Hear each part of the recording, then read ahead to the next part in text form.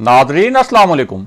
Inside news के नए programme के साथ मैं हूं इब्राहिम राजा और आज हम बात करेंगे कि मियां नवाज शरीफ और एक आला जज का मामला क्या है। एक खुफिया मीटिंग में हुकूमत गिराने के लिए क्या दो पैगामात पहुंचाए गए और आर्टिकल 245 की असल कहानी क्या है। अगर आप इस खबर की तफसील जानना चाहते हैं और आने वाले दिनों में भी अहम मामलात से आगाह रहना चाहते हैं तो हमारे चैनल को सब्सक्राइब कीजिए। और अब बात करते हैं आज के मौजू पर, यानी मियां नवाज शरीफ और एक आला जज का मामला क्या है और एक पुरअसरार मीटिंग में हुकूमती तख्ता उलटने के लिए क्या दो पैगामात पहुंचाए गए। आपको इस मामले से जुड़े 3 इंतहाई अहम वाकयात और उनकी हैरानकुन तफसीलात बताते हैं ताकि आप इस पूरे मामले को अच्छी तरह और आसानी से समझ सकें। तो सबसे पहले आपको बताएं कि एक बहुत पुरअसरार नौयत की खुफिया मीटिंग हुई। इस मीटिंग में 3 शख्सियात शरीक थीं। इस मीटिंग से पहले 2 इंतहाई अहम नौयत के पैगाम पहुंचाए गए थे। इस मीटिंग का ताल्लुक हुकूमती तख्ता उलटने के मंसूबे के हवाले से थे। इस मीटिंग में कौन कौन शरीक था और इस मीटिंग में क्या फैसले हुए उसकी पूरी तफसील भी आपको बताएंगे। लेकिन पहले आपको इसी मामले से जुड़े चंद नए हकायक और ताज़ा इंकशाफात से आगाह करते हैं ताकि आप इस पूरे मामले का जो एक ख़ास किस्म का बैकग्राउंड है और जो एक ख़ास किस्म का पस मंज़र है उस पस मंज़र को भी अच्छी तरह जान सकें।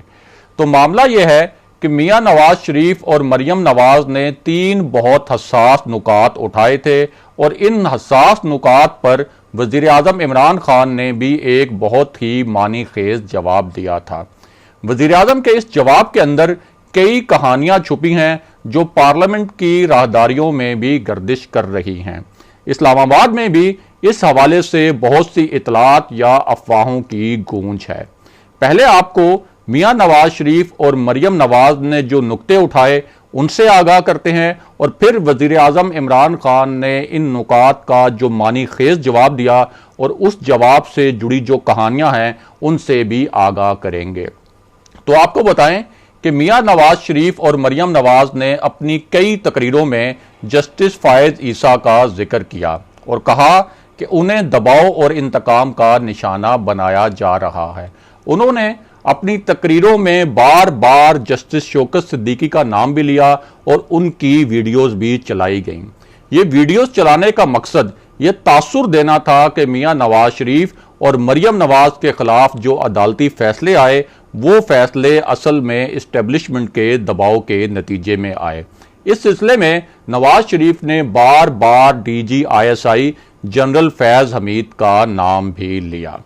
अब इस पूरे तनाजुर में जस्टिस फायज ईसा की अहलिया सरीना ईसा ने सदर आरिफ अलवी को जो खत लिखा उसके 3 नुकात इंतहाई खौफनाक हैं। इस खत का पहला नुक्ता तो यह है कि सरीना ईसा ने साबिक चीफ जस्टिस आसिफ सईद खोसा और जस्टिस अजमत सईद के किरदार पर सवालात उठा दिए हैं। सरीना ईसा ने दावा किया कि जब उनके शोहर जस्टिस फायज ईसा के खिलाफ सदारती रेफरेंस लाया गया तो जस्टिस आसिफ सईद खोसा ने इस रेफरेंस को सुप्रीम जुडिशल काउंसिल में पेश करने से पहले जस्टिस फायज ईसा को दिखाया था। इस पर जस्टिस फायज ईसा ने जवाब दिया था कि ना तो ये जायदादें उनकी हैं और ना ही उनका इन जायदादों से कोई ताल्लुक है। सरीना ईसा के मुताबिक उस वक्त चीफ जस्टिस आसिफ सईद खोसा के ये रिमार्क्स थे कि ये रेफरेंस कैसे काबिले समात हो सकता है, लेकिन बाद में सब कुछ बदल गया। सरीना ईसा ने कहा कि जस्टिस आसिफ सईद खोसा को मजबूर किया गया कि वो मेरी जायदादें खरीदने के माली जराए और मनी ट्रेल के बारे में पूछें और वो मुबैना तौर पर यानी जस्टिस खोसा मुबैना तौर पर हुकूमत से मिल गए। सरीना ईसा ने यह भी कहा कि जस्टिस अजमत सईद ने अपनी रिटायरमेंट से 6 दिन पहले जस्टिस फायज ईसा के खिलाफ रेफरेंस की समाअत की और उन्हें तवक्को थी कि उनकी रिटायरमेंट से पहले इस रेफरेंस की समाअत मुकम्मल हो जाएगी। अब आपको इस खत का जो सबसे अहम और खतरनाक नुक्ता है उससे आगाह करते हैं। ये नुक्ता उन्होंने इस तनाजुर में उठाया कि इससे पहले भी वो ये इल्ज़ामात लगाती रही हैं कि उनके शोहर को धमकियां मिल रही हैं। वो ये तासुर भी देती रही हैं कि जस्टिस फायज ईसा ने फैज़ाबाद धरने के हवाले से जो फैसला दिया था, उस फैसले की वजह से ही जस्टिस फायज ईसा के खिलाफ रेफरेंस लाया गया। और ये जो फैसला था, इसमें जस्टिस फायज ईसा ने ISI के मुबैना किरदार के मुतल्लिक सवालात उठाए थे।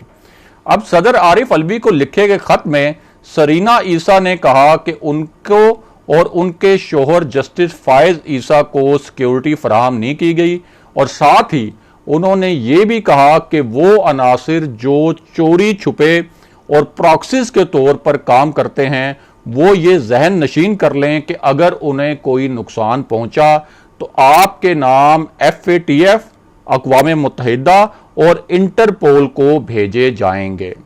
अब इस पूरे मामले में FATF और अक़वाम मुत्तहिदा का नाम लेना बहुत ही मानी खेज समझा जा रहा है। और अब बात करते हैं कि वज़ीर आज़म इमरान खान ने इसी पूरे मामले के मुतल्लिक क्या मानी खेज जवाब दिया था, और उसके बाद खुफिया मीटिंग और हुकूमती तख्ता उलटने के मामले पर भी बात करेंगे।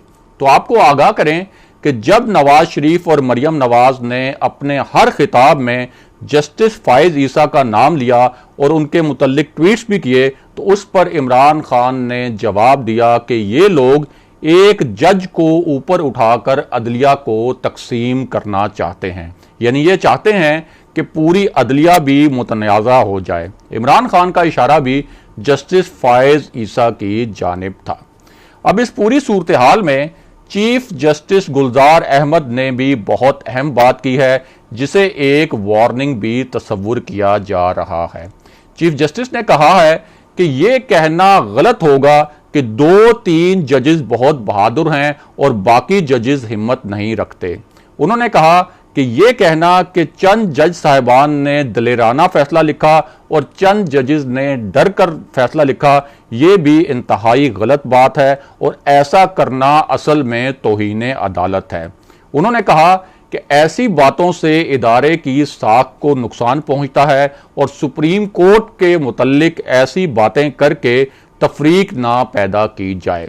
और अब वापस आते हैं खुफिया मीटिंग और 2 पैगामात के मामले पर। तो आपको आगाह करें कि इस मीटिंग का ताल्लुक अपोजिशन के ग्रैंड प्लान से है, जिसके तहत वो हुकूमत गिराना चाहती है।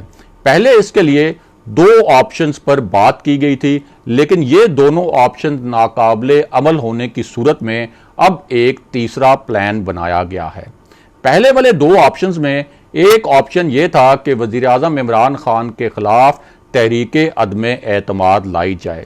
इस सिलसिले में हुकूमत के ऐसे इत्तहादियों से राब्ता करने की हिकमत अमली बनाई गई थी जो हुकूमत का हिस्सा होते हुए भी हुकूमत पर तहफ़्फ़ुज़ात का इजहार करती रहती थी।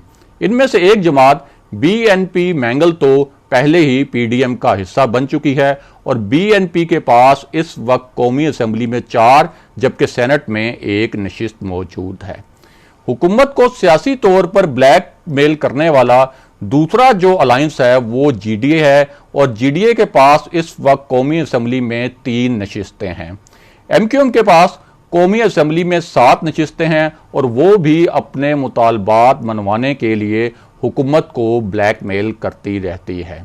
इसी तरह काफ लीग के पास कौमी असम्बली में 5 नशिस्तें हैं और काफ लीग ने चंद रोज पहले वज़ीर आज़म इमरान खान के ज़ोहराने में शिरकत ना करके अपनी तरफ से एक भरपूर नाराज़गी का इजहार किया था।